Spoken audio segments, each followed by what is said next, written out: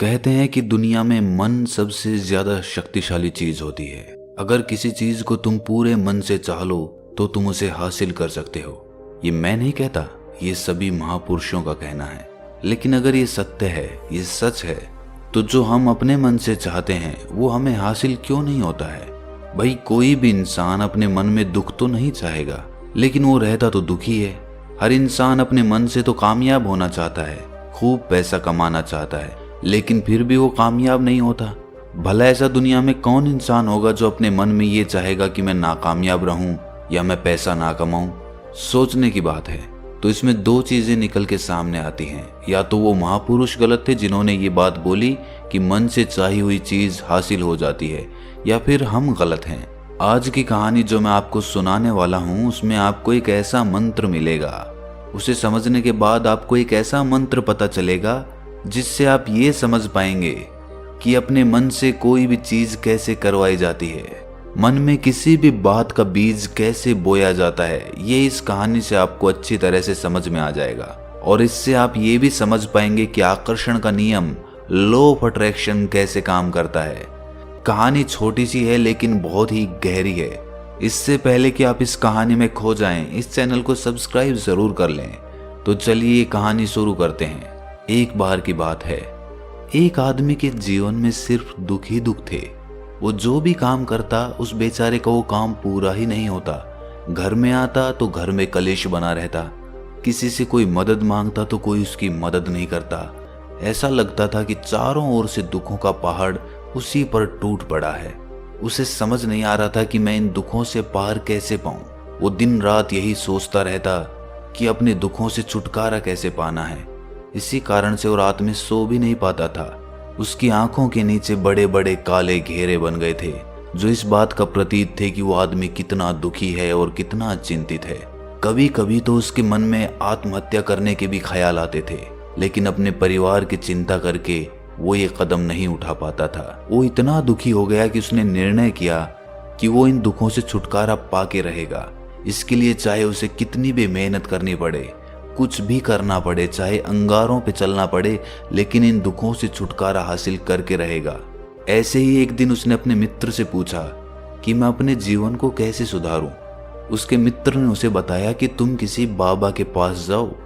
बाबाओं के पास ऐसा मंत्र होता है जिससे सारे दुख मिट जाते हैं, जीवन खुशियों से भर जाता है और धन संपदा भी हासिल हो जाती है। तुम किसी ऐसे बाबा को ढूंढ लो, बस तुम्हारा काम बन जाएगा। उस आदमी के मन में ये बात पूरी तरह से पक्की बैठ गई कि कोई बाबा ही मेरा दुख दूर कर सकता है, और इसीलिए उसे किसी भी बाबा के बारे में पता चलता तो वो उस बाबा के पास पहुंच जाता। वो उस बाबा को अपनी समस्या बताता और उससे उसका समाधान पूछता और कहता कि बाबा, मैं कुछ भी करने के लिए तैयार हूं, लेकिन मेरी इन समस्याओं से मुझे छुटकारा दिला दीजिए। आप जो कहेंगे मैं वो करूंगा, लेकिन मेरे जीवन को सुधार दीजिए। बाबा उसे कुछ टोने टोट के बता देते थे करने के लिए, और बदले में दान दक्षिणा ले लेते थे कि ये टोना टोटका करने के बाद तुम्हारे घर में सुख शांति बनी रहेगी, बस इस टोटके को पूरी विधि के साथ करना। वो आदमी घर लौटकर पूरी विधि के साथ टोने टोटके करने लगा, लेकिन बहुत टोने टोटके करने के बाद भी उसके जीवन में कुछ बदलाव नहीं आया। इसके विपरीत उसका जीवन और ज्यादा दुखी हो गया। जो भी बाबा उसे टोना टोटका देता था वो बदले में उससे दान दक्षिणा लेता था, जिससे उसका धन भी धीरे धीरे खत्म हो रहा था। इससे उसके जीवन में दुख और ज्यादा बढ़ गए। तब उसे लगा कि बाबाओं के पास जाने से तो मेरे जीवन में दुख कम होने की बजाय बढ़ते ही जा रहे हैं, तो मुझे क्या करना चाहिए? बाबाओं के पास जाऊं या ना जाऊं? फिर एक दिन एक आदमी ने उसे बताया कि तुम अपने घर में किसी पंडित को बुलाकर हवन करवा लो। हवन होगा, घर शुद्ध हो जाएगा। कोई भी बुरी ऊर्जा होगी घर में तो वो घर से बाहर चली जाएगी। किसी पंडित को बुलाकर पूरे विधि विधानों से मंत्रोच्चारण कराओ और हवन कराओ, जिससे घर में सुख शांति आए। उस आदमी के मन में ये बात बैठ गई और उसने एक पंडित को अपने घर पर बुलाकर हवन करवा दिया। हवन अच्छी तरह से संपन्न हुआ। बदले में पंडित ने भी अच्छी दान दक्षिणा ली और उसके बाद वो वहां से विदा हो गया। लेकिन कुछ दिनों के बाद उस आदमी को महसूस हुआ कि उसके जीवन में अब भी कोई बदलाव नहीं आया है। अब वो आदमी पूरी तरह से दुखी हो गया और ज्यादा परेशान हो गया। अब तो उसे लगने लगा था कि मेरे जीवन में से दुख कभी खत्म ही नहीं होंगे। और यही सोच सोच कर उस आदमी का बुरा हाल हो गया था। फिर एक दिन उसे अपने मित्र से एक ऐसे बाबा के बारे में पता चला जो समाधान बताने के लिए कोई दान दक्षिणा नहीं लेता था। उस आदमी को लगा कि ये बाबा दूसरे बाबाओं की तरह नहीं हो सकता, क्योंकि ये दान दक्षिणा तो लेता ही नहीं, और अगर दान दक्षिणा नहीं लेता तो ये सच में कोई सिद्ध बाबा होगा। और यही सोचकर वो उस बाबा के पास पहुंच जाता है। जब वो आदमी वहां पर पहुंचता है तो वो बाबा ध्यान में बैठे हुए थे। ये देखकर वो आदमी वहीं पर चुपचाप बैठकर ध्यान से बाहर आने का उनका इंतजार करने लगा। थोड़ी देर बाद बाबा ने आंखें खोली तो सामने एक दुखी और परेशान युवक को बैठे देखा। वो उसकी आंखों के नीचे काले घेरे देखते ही समझ गया कि ये आदमी अपने जीवन से कितना परेशान है। उसे संबोधित करते हुए बाबा ने पूछा कि बच्चा, क्या चाहते हो? बाबा के पास क्या लेने आए हो? उस आदमी ने कहा कि बाबा, मैं अपने जीवन से बहुत परेशान हूं। मैंने इन दुखों को दूर करने के लिए बहुत सारे रास्ते अपनाए, हर वो तरकीब करके देखी जो किसी बाबा ने मुझे बताई, हर वो काम किया जो किसी भी इंसान ने मुझसे करने को कहा, लेकिन मेरे जीवन में दुखों में कोई कमी नहीं आई। बाबा, इसके विपरीत मेरे जीवन में दुखों में बढ़ोतरी हो गई। मुझे समझ नहीं आ रहा है कि मैं क्या करूं। कभी कभी तो मैं आत्महत्या करने की सोचता हूं, लेकिन अपने परिवार की सोचकर मैं ये कदम नहीं उठा पाता। मैंने आपके बारे में बहुत सुना है बाबा, और मैं बहुत उम्मीद के साथ आपके पास आया हूं। कृपया करके मुझे कोई ऐसा मार्ग बताएं जिससे मुझे अपने दुखों से छुटकारा मिल जाए। मैं अपने दुखों से छुटकारा पाने के लिए कुछ भी करने को तैयार हूं। आप मुझे कोई भी रास्ता बताएं, चाहे वो रास्ता कितना भी कठिन क्यों ना हो, मैं उसको पार करके रहूंगा।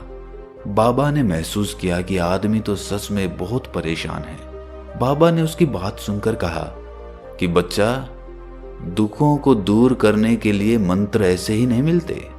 मंत्र पाने के लिए कुछ करना पड़ता है। तुम कुछ कर सकते हो? ये सुनकर पहले तो उस आदमी ने सोचा कि ये बाबा भी मुझसे दान दक्षिणा ही मांगेंगे, लेकिन और कोई रास्ता ना पाकर उस आदमी ने कहा कि बाबा, आपको जितनी भी दान दक्षिणा चाहिए मैं देने के लिए तैयार हूं, लेकिन आपका मंत्र सच्चा होना चाहिए, वो पूरा होना चाहिए, उसका फल मुझे मिलना चाहिए। उसके बाद मैं आपको जो भी दान दक्षिणा लेना चाहते हो वो दे दूंगा। बाबा ने कहा कि दान दक्षिणा तो बहुत छोटी सी चीज है, मुझे वो नहीं चाहिए। इस पर वो आदमी सोच विचार करके बोला, तो बाबा, मैं अंगारों पे भी चलने के लिए तैयार हूं, आप मुझे बस आज्ञा दीजिए। बाबा ने कहा कि अंगारों पे चलने वाली छोटी चीज मैं तुमसे नहीं कराने वाला। मैं जो तुमसे कराने वाला हूं वो बहुत कठिन मंत्र है, उसे पूरा कर पाओगे? बाबा ने कहा कि बाबा, आप मुझे बताइए तो सही, मुझे करना क्या होगा, मैं कुछ भी करने को तैयार हूं।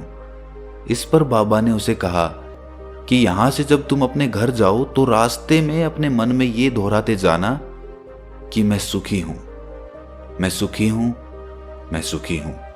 बार बार अपने मन में यही दोहराना, और याद रहे जुबान पर ये नहीं आना चाहिए, ये सिर्फ मन में दोहराना है। ये सुनकर वो आदमी बोला, बाबा, बस इतनी सी बात, ये तो मैं चुटकी बजा के कर लूंगा, लेकिन इससे होगा क्या? बाबा बोले कि इस मंत्र को करके देखो, वैसे भी तुमने इतने बाबाओं के मंत्र किए हैं तो इस मंत्र को भी करके देख लो।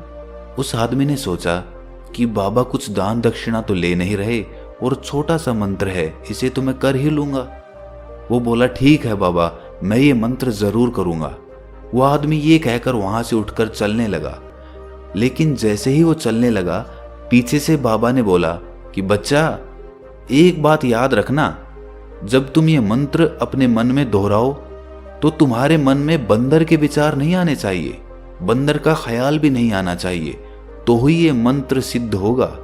वो आदमी बोला, मुझे तो आज तक बंदर का कोई विचार नहीं आया, तो अब क्यों आएगा? आप चिंता मत करिए बाबा, मैं बस मन में यही दोहराऊंगा कि मैं सुखी हूं, मैं सुखी हूं। इसके अलावा बंदर का कोई विचार मेरे मन में नहीं आएगा। ये कहकर वो आदमी वहां से चल दिया। वो अपने मन में मैं सुखी हूँ, मैं सुखी हूँ ये दोहराता हुआ थोड़ी दूर ही चला था कि उसके मन में अचानक बंदर का ख्याल आ गया। बंदर का ख्याल एक बार आया और चला भी गया, लेकिन उस आदमी ने सोचा कि आज तक तो मुझे बंदर का कोई विचार नहीं आया, ये आज बंदर का विचार क्यों आ गया। और ऐसे करके उसने उस बंदर के विचार को पकड़ लिया।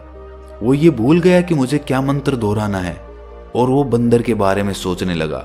जब थोड़ी देर बाद उसे फिर से होश आया तो वो फिर से अपना वही मंत्र दोहराने लगा जो बाबा ने उसे बताया था, मैं सुखी हूँ, मैं सुखी हूँ। लेकिन अचानक से उसे सामने एक बंदर दिखाई दिया और ये देखकर उसके मन में फिर से बंदर का विचार उठ गया और वो अपने अंदर से इस विचार को बाहर फेंकना चाहता था। वो चाहता था कि मेरे अंदर किसी भी तरह बंदर का विचार ना आए, लेकिन उसे तो सामने बंदर ही दिखाई दे गया।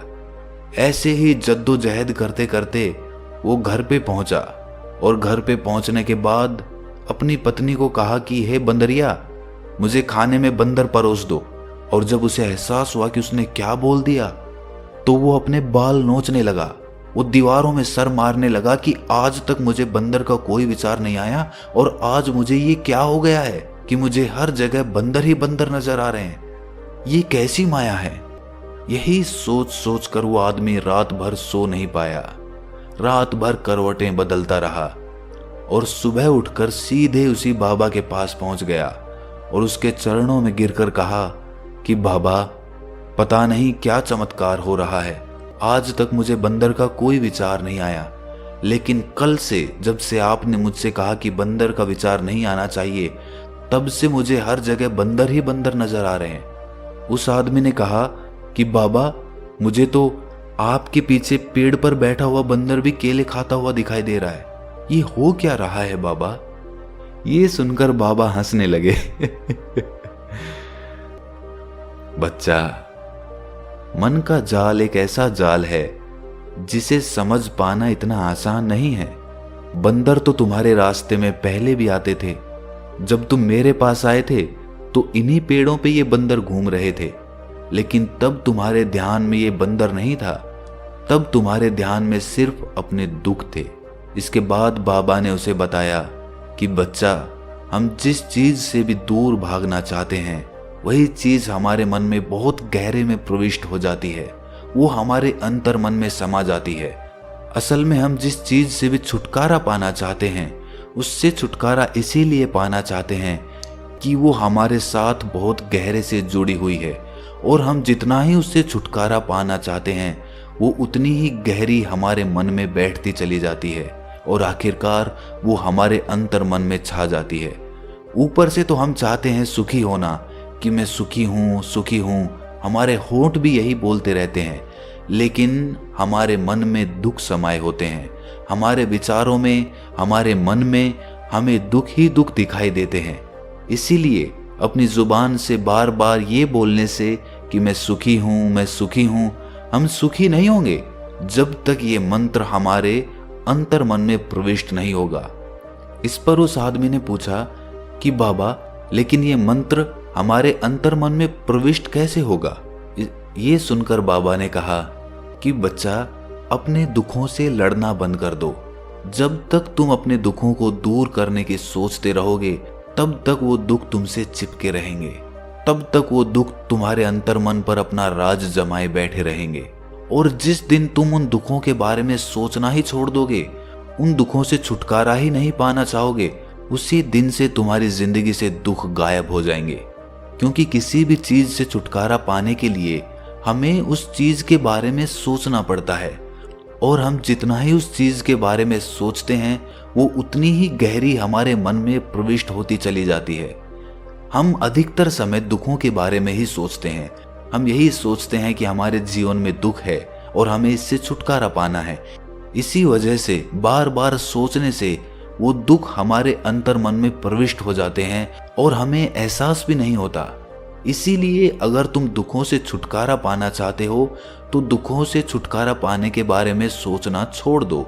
तुम्हें दुखों से छुटकारा मिल जाएगा। अक्सर आदमी धूम्रपान छोड़ना चाहता है, शराब छोड़ना चाहता है, सुबह अपने आप से ये वादा करता है कि मैं कोई भी गलत काम नहीं करूंगा, लेकिन शाम को जब लौटता है तो नशे में चूर होकर लौटता है।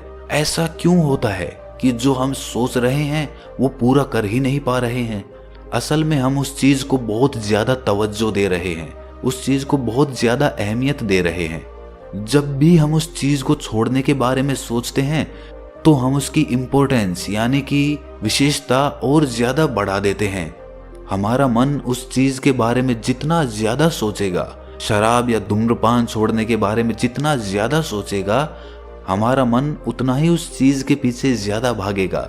हमें उस चीज से लड़ना नहीं है, बल्कि बिना सोचे गुजर जाना है। और अगर इस मंत्र को हम समझ लेते हैं तो हम अपने जीवन में जो भी पाना चाहते हैं उसे अपने अंतर्मन में डाल सकते हैं। और एक बार वो लक्ष्य हमारे अंतर्मन में बैठ जाता है तो फिर सफलता पाने में कोई समस्या नहीं आती, कोई दिक्कत नहीं आती। तो दोस्तों, कैसी लगी आपको ये कहानी कमेंट सेक्शन में ज़रूर बताएं, और अच्छी लगी तो इस चैनल को सब्सक्राइब करना ना भूलें। तो मिलते हैं अगली कहानी में, तब तक के लिए अपना ख्याल रखें।